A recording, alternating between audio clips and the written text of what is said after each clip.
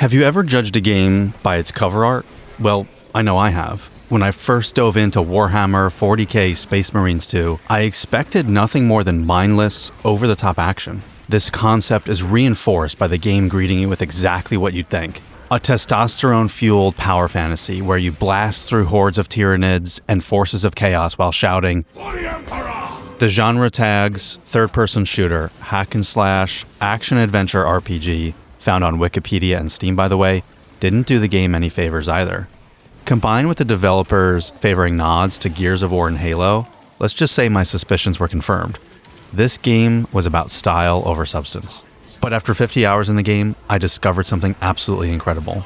Space Marines 2 wasn't just about mashing buttons and doing cool power moves. It's about finesse, timing, and brotherhood. When this hit me, everything clicked into place. Suddenly, the perk trees made sense. What initially appeared as disconnected skill trees, I could now see as an interconnected web. Each weapon type became a deliberate choice too, turning chaotic battles into choreographed warfare. The parry and dodge mechanics ping noise shifted from something in the background to a symphonic masterpiece that triggered an almost instinctive reflex. My mind was blown. How did I not see what was hiding in plain sight? What I dismissed as a simple hack and slash shooter was actually a deeply nuanced combat system that demanded strategy and precision. Simply put, I'd been playing the game completely wrong, and there was an entirely different experience hiding just beneath the surface. My name is Paul, this is Load and Behold, and this is how Space Marines 2 went from mindless fun to one of the most enjoyable multiplayer co-op experiences in recent memory. If you think I'm exaggerating, I'm not at all. After crossing the 50-hour mark, suddenly the skill ceiling was in full view. I finally saw what Space Marines 2 was all about. A chaotic, yet coordinated dance of death. In a hurry, I messaged my Space Marines 2 friends to share the good news with my brothers. However, they were mostly unfazed. Had they been playing the same game as me? One of my brothers revealed that I'd been blaspheming for a while, not understanding something as simple as selecting only one perk in each vertical skill tree. Unlocking all of them doesn't make them all active, I learned. This was just one of many small oversights I'd made. I originally bought the game based on recommendations from two friends, the aforementioned brothers, who were friends then, but definitely brothers now. Under their guidance, we launched into the single-player campaign, and I didn't question why we weren't jumping straight into multiplayer. But let's focus on the campaign for just a second. It can be played in co-op with up to two friends, which brought back memories of couch co-oping a Halo 2 or Gears of War campaign, albeit this time it's remotely over Discord. In any case, the campaign was short, epic, but most importantly, it allowed us to test out weapons we'd get to use in multiplayer later on. And that's the real highlight of Space Marines 2. Operations was the natural choice when the game first released, so that's what we ended up jumping into. But even after completing the campaign and moving on to multiplayer, I was still haphazardly hacking and slashing my way through each level. I knew about the parry and dodge mechanics, but I didn't prioritize it, focusing on fun instead. However, as we leveled up, spec'd out our characters with new gear, and tried to take it up a notch, the Tyranids overwhelmed us with sheer numbers, and the forces of chaos used their teleports to flank us. We felt hopeless. The worst thing was, I couldn't figure out why. Isn't this game supposed to be a power trip? Surely one swing with my chainsword and everything in front of me gets cut in half, right? Definitely not the case. Slightly frustrated, but not totally deterred, we continued on a lower tier of difficulty. Still having fun, but barely getting to the finish line. By this point though, the lore was taking hold. I had bought numerous other games in the Warhammer universe, and realized I was not doing my duty as an Ultramarine. After all, I swore an oath to defend the Imperium against the forces of chaos. Under the Emperor's guidance, I decided to Google around and see how others were holding up against the hordes. What I saw was unbelievable. Players could easily conquer the highest difficulties solo. They danced around enemies, funneling them around the map as if under a spell.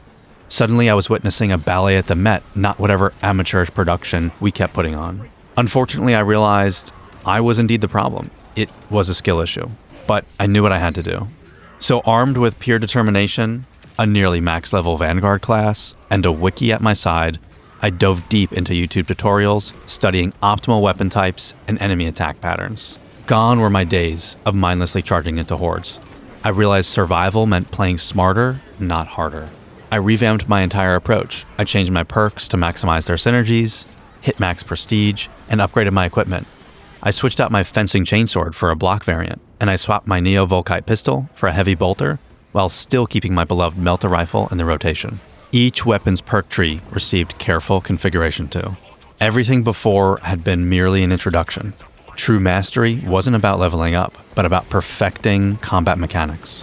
What better way to test this than entering an operation solo? No teammates, not even bots, just fully naked and afraid. Armed and unaccompanied. Anyways, I continued onward. My first attempt ended in a narrow defeat, but something was different. I understood my mistakes. Still far from mastery and only completing a small amount of solo operation runs, I returned to multiplayer this time, hoping my skills would shine through. In Siege mode, I was matched with 2 low-level players, potential brothers in arms. I believed I could carry the team, but I cracked under the pressure when a Hellbrute spawn wiped me out at an early wave. Yet this time, I wasn't disheartened. I had the knowledge, I just needed more practice. Now every time I get knocked down, I simply get back up and try again. Fast approaching 100 hours in the game, I realize the journey is far from over and the real game has just begun, but I'm excited to see what comes next. As I've honed my skills, I've learned to read enemy attack patterns like a language. Biovores enter the battlefield, I prioritize them on sight, knowing how unchecked they can wipe out a squad with their minds. Truly, I can't believe I initially dismissed Space Marines 2 as all style and no substance. I was so wrong. And here's the thing, I may never reach the peak of mastery, but that's not the point here. The journey itself, the constant learning, the incremental improvements, the moments of triumph, that is the real game. I'm chasing growth, and in Space Marines 2, that journey is nearly endless. But before you think it's all sunshine and Carnifexes, this game is far from perfect. And before I get into those details, a quick confession. I haven't played the PvP mode at all at the time of writing this script, so this review is for Siege, single player, and Operations mode. Okay, to unlock multiplayer modes, you must play through a brief section of the single player campaign, a choice I still find odd, even a year after release. And without mods, the game only supports 3 players in single player, Operations, and Siege. A really strange number.